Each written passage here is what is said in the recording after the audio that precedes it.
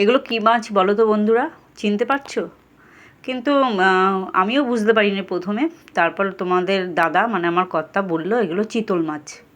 চিতল মাছের পিস, এগুলো কাটা বড় চিতল, মানে 5-6 কেজি ওজন হবে সেই চিতলের কাটা পিসগুলো নিয়ে এসছে। পেটিটা পাইনি, আগেই বিক্রি হয়ে গেছে।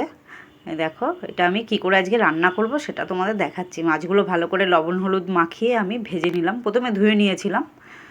এই দেখো এপিট ওপিট করে ভালো করে আমি ভেজে নেব, নিয়ে এটা বেশ একদম কষা কষা করে রান্না করব।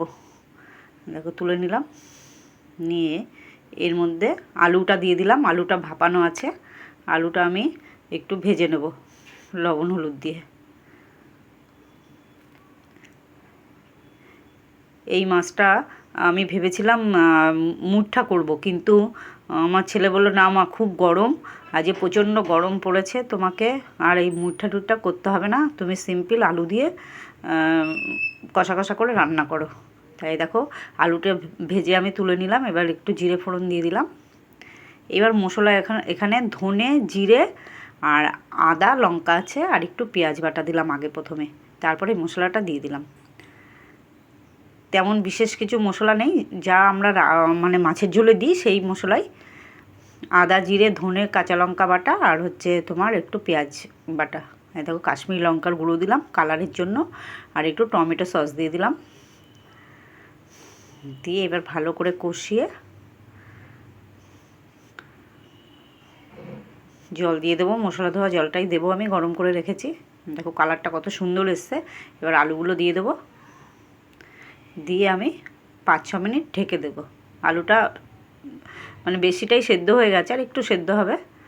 দেখো দিয়ে এবার এই যে তুলে ফেলাম, 7 মিনিট পর তুলে ফেললাম আমি। তুলে এবার মাছগুলো দিয়ে দেবো, দারুণ গন্ধ বেরিয়েছে। এইবার মাছগুলো দিয়ে 3-4 মিনিট একটু নাড়াচাড়া করে আমি নামিয়ে নেব, গ্যাস অফ করে দেবো। দিয়ে কড়াইতেই গরম মশলা ঢাকা দিয়ে আমি রেখে দেবো স্ট্যান্ডিংয়ে। দেখো ফুটে গেছে, মাখা মাখা কত সুন্দর হয়েছে ঝোলটা। একদম সাধারণ ঝোল, তোমরা সবাই করতে পারবে, একবার করে খেয়ে দেখো, দেখলেই বুঝতে পারবে যে কত টেস্টি। এর মধ্যে কোনো কিছু অন্য মশলা অ্যাড করিনি, দই দিইনি, কিচ্ছু না, একদম সিম্পল রান্নাটা করেছি। এবার গরম মশলার গুঁড়ো দিয়ে আমি সার্ভ করব। দেখো রেডি আমাদের চিতল মাছের কালিয়া। গরম গরম ভাতের সাথে আজকে দুপুরে খুব সুন্দর জমে যাবে, তোমরা সবাই বানিয়ে ফেলো।